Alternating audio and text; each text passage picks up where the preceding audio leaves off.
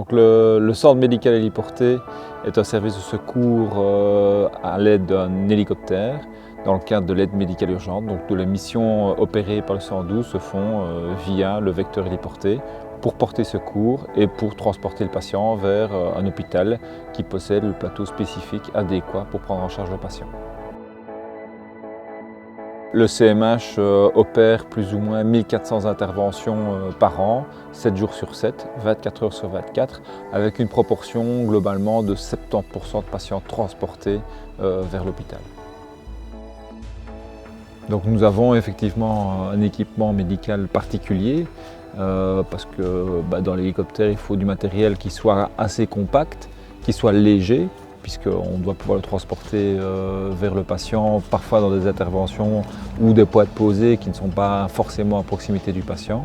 Donc on a besoin d'un matériel performant, de haute qualité, léger et compact.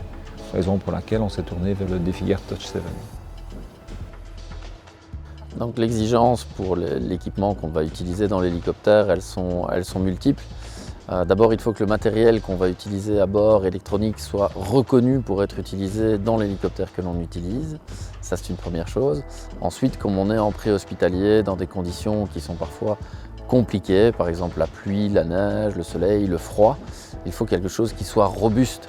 On arrive parfois à devoir crapahuter dans des talus, escalader, sauter des clôtures. Et donc il est clair que la robustesse du matériel est importante, tout comme son ergonomie.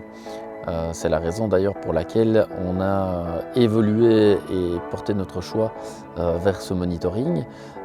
Tout simplement, il a exactement les mêmes capacités que les autres monitorings sur le terrain, mais pour un device qui est plus petit, beaucoup plus léger. Donc c'est important pour nous parce qu'on a pas mal de matériel à apporter pour rejoindre le patient ou la victime, tout en étant très performant et très résistant. Ce qui est important également pour le matériel que l'on utilise, c'est le côté user-friendly.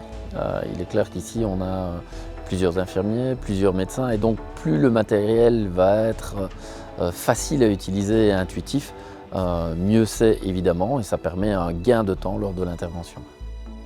Et enfin, une des dernières raisons pour lesquelles on a choisi ce monitoring, c'est parce que j'ai eu l'opportunité de le tester en secours en montagne, donc dans des conditions encore plus extrêmes, notamment en hiver, de froid, de neige, également lors d'hélitreuillage.